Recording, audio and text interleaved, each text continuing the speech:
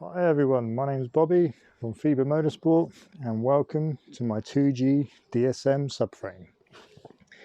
In this video I'm going to talk to you about why this is a really good upgrade and just some of the key features and worthwhile why it's the best subframe that you'll possibly ever need and ever want on your 2G DSM. This specific setup only fits the 4G based engines, so it's 4G64, 4G63. The 420A has not been developed yet because I need to move some bits around like the roll stop and the cross member as well, but I haven't got there just yet. But if it's an item that is going to be needed, I will do the revisions to make sure that happens. So I'll initially start off with just saying that the OEM subframe is heavy, it's ugly, it's very space restricting, and you're very restricted in terms of all the mountings and what you can and can't do with everything. Plus you got the cross members and all the strengthening sides of it. So when I developed this subframe, it took me the best part of about a year and probably about a year and a half. I went through many revisions, many designs in fact, and came up with this one in the end, which served many purposes. It's strong in every direction, so I had to calculate all of the forces going in vertical, sideways, where everything's being loaded, plus think about the chassis rigidity as well. So I took that into consideration while I was designing this. And this is how I ended up. And it's a very, very good piece of art, if you want to call it art as well. So I'll start with the initial frame here. So we have your lower arm mountings. We have 4 different adjustments here. So the one up from the bottom is your factory location mark. Each one of these holes is spaced at 1/2 inch increments or 12.7 millimeters. This is so you can adjust roll center should you wish to do that. They're reinforced with these side plates, and then on the hardware you get washers as well, which will then locate into here. So you've got a double fixture point of an outer washer for load spreading, and also you got your 12mm bolt hole as well. This was because so many people want to do so many different applications from racing to street. It's just an option that if I can get it in there, I will get it in there for you. There's no point in making something and only getting half of something or only one adjustment. With all of my products, if I can give you everything, you'll get everything. There's no point in holding back. The next car to my car to another car, they're all going to be set up different. They're all going to want different setups, and no one car is going to be exactly the same and be like, that's how you should have it. So I made sure that I have a wide range of adjustments on that front. So from here we have the 4 mounting points, which are actually to the chassis itself. I don't have them here, but I have 3 options for mounting pads. I have rubber, I'll have nylon, and I'll have aluminum. So depending on if you want a bit of comfort, noise, harsh vibration, you'll use the rubber ones. If you want a crossover middle between comfort and you don't mind a little bit of noise, you'll go for the alley ones. And if you're going for an all-out race car, you can just have a straight alley ones. It's just personal preference in what you feel like would be the most ideal situation for you. Same with roll stops. For the front and rear roll stop, I either do a poly bush or I do a alley insert, which again is quite a solid one. So that's another option as well.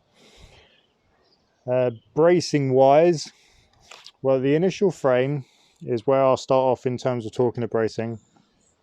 When I took all of the data for loading, I was looking at where the forces are going in for the arms, the directions, where everything is going to be seen from the mounting points. Not only that, I had to think about compression arms, but I'll come back to these bits in a sec. And I was looking at all of the ways to triangulate everything. Now, triangulation is key to make sure that you're running a very, very stiff product. You want to make sure that you're taking as much loading out of one specific area and spreading it over various areas. Not only does this make sure it's going to be nice and strong, you're not going to tear one single section, it helps with rigidity. So with the side triangle piece here, I didn't just have one down section and that was it. I wanted to make sure that I have an extra strengthening beam here, so that then triangulates it and loads it, supports it for the front and lower arm, which is a nice feature to support, since if you are racing and you don't happen to have the 4-point brace, which I'll also go into in a bit, you've got enough strength in all of these to make sure that it's going to do the job very well. With the front section, we then come down to the back here, and on both of these, they then mount to the rear lower subframe mounting point on the chassis. This is one solid piece as well, so all of the tube on this is all solid CDS, so that adds an extra bit of rigidity going from the front to the rear, because not only does that point now have a stress zone up the top here while mounted, it also is utilizing the rear mounting as a stress zone, because it's also sharing that back here as well. From here and all the way to the front, you have another bar which comes down the side here, so further adding strength from the front to the front lower arm all the way to the rear. It triangulates it in this direction, so you've got no worries about compression going this way or compressive going this way. There's not anything that's going to happen on that. What also helps with this is torsional twisting. Because it's now triangulated in this direction as well, you have no twisting going sideways. With the rear support bars here, which then triangulate into the top main bar, not only do you help support the crossover forces from the front and the rear going over, it also helps twisting also. So that being tied into the main bar will help all the structural stresses from left to right make it even. When you do have the now solid mounted steering rack on there, because it is now solid mounted as well, that also aids in extra strength. Because it now incorporates this and that section, you're also reinforcing this section again on top of everything else that has already been reinforced. So as you can see, I've gone through a great deal of making sure that everything is as strong as possible. It's built on the basis of race car. Race car will put an awful lot of stress through things if they've got aerodynamics, if they've got really big brakes, if they're turning a G1/2, if not more in a corner. They need a lot of strength, and some bits you'll think, well, how can they really deal with it? And that's where this came in. I needed to make sure that everything thrown at it will literally get eaten up by this.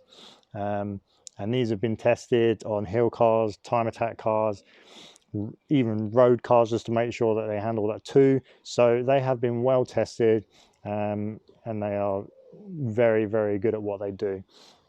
They strengthen the front chassis, also being so rigid now that strut braces aren't really necessary, but you can still have a strut brace if you wish, but there's no problem with running one or not running one. With the front compression arm mountings, they are these pieces here. They are removable. So what happens is you get your little slot and it will sit inside the recess and then mount up. The reason why I did this is because later on, once I finish developing the compression arm as well, because I've got to make compression arms which work with the original mounting plus my other mounting, it's going to have more adjustments like this in the compression arm as well. And the reason why is if you've got so many compression, it's not a compression, if you've got so many adjustments for roll center, height, and you don't have the rear one also, you're going to start missing up the front to rear balance. While at the moment it's not really deemed like not as noticeable because no one's going to be sitting up here at the moment until you're low or you want really, really high roll center. The adjustment needs to be there for future as well, just to make sure that you can balance everything out and make sure that your front to rear balance is right when you're messing around. And you have the option to at the end of the day. As I said, there's no point in having something if you can't have everything. So if you've got 4 at the front, you might as well have 4 at the back as well. And then you can mess around to your heart's content. So they're the compression arm mountings. All of these are plated on the top and bottom and then supported on the outside, so they're really rigid and you won't be able to twist them. So essentially they're very well boxed in, very well strengthened to make sure that you're going to have the most amount of support off of this as well. This bracket is just the underpiece for your steering rack, so that will just clamp there. So that now makes it a solid mounting. So you've got no rubber this side anymore. So that gives basically ultimate feedback with everything. It is going to give you everything you want, and it's not going to start moving around with rubber that's deteriorating over time. With the subframe done, I'll just move this out of the way now, and then I'll go through the other bits.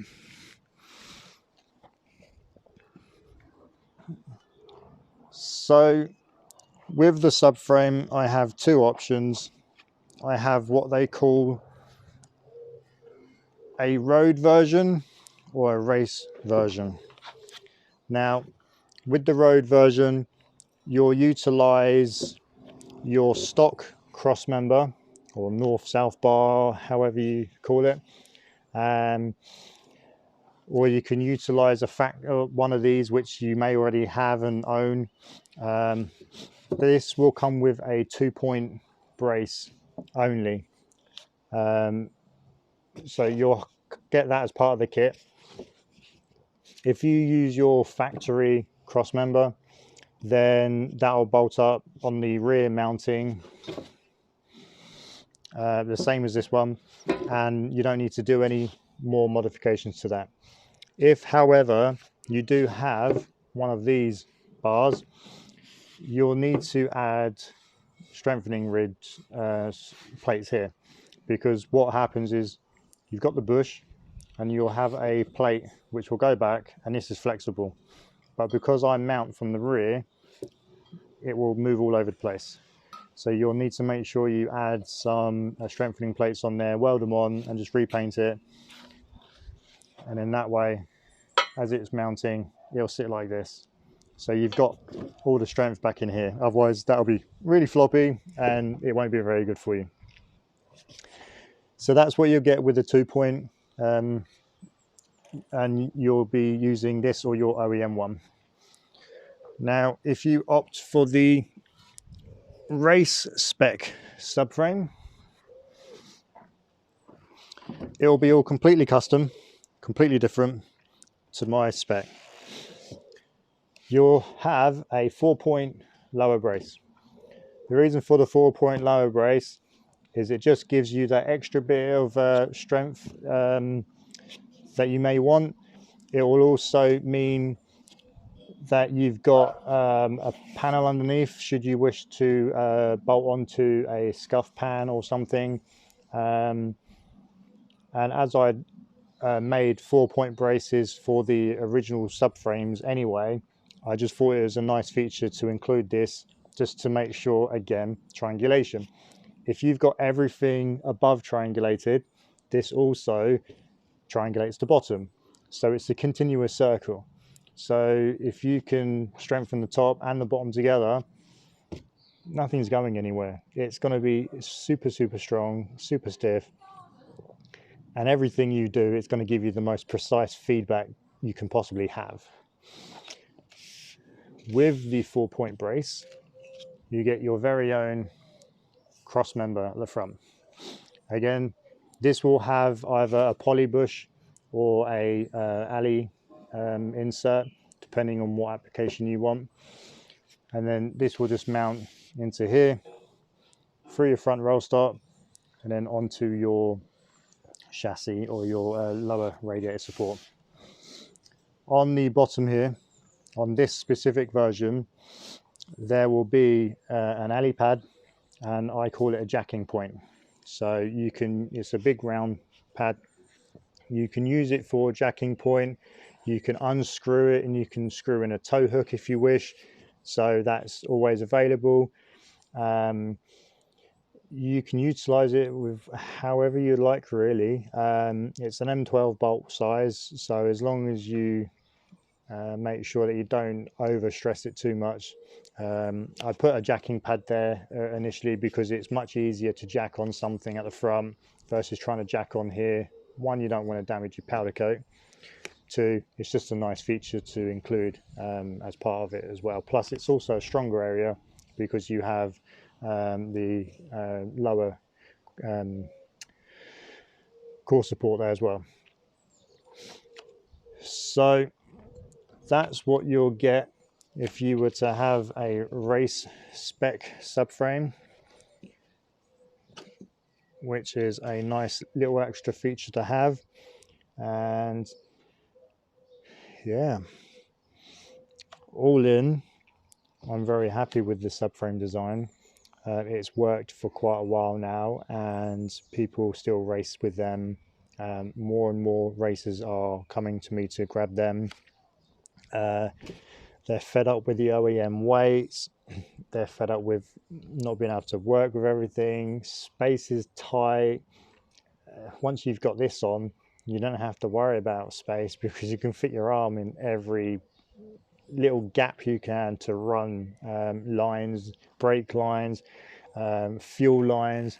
It just makes it so much easier. With the front subframe, you also get billet front anti-roll bar brackets as well as part of the kit, which will work with all OEM style front anti-roll bars and all of the bushes that fit a stock or aftermarket anti-roll bar, so RM, ST, they'll all fit into that bracket as well. So that's part of the kit, so you don't have to worry about those, and it just finishes off because no one likes to put rusty stuff on nice things. Why would you want to? I just did it to make it a much nicer finished item. So with that said, that is your subframe. If you would like to know more about this, it's on dsmtuners.com, so go check that out. It's on my Facebook page at FIBA Motorsport. I do have a YouTube channel which is not quite dedicated to FIBA at the moment, so I will sort that out shortly. Any questions, just ask away. I'm always here to answer them. But they are all built to order, so there'll be a time frame where I'll do this and do other bits. I've covered pretty much everything. They're strong, they're lightweight. It's the best subframe that you can have for a 2G. Everything's strengthened.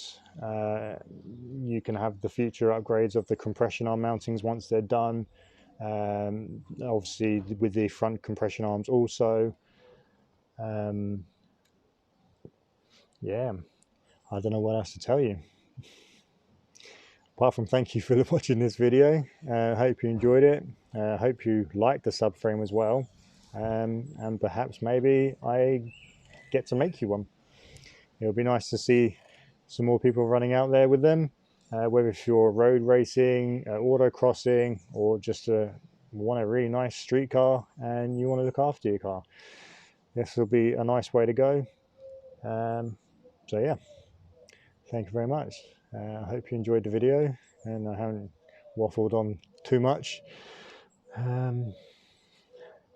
Yeah, all right, well, thank you very much. Take care.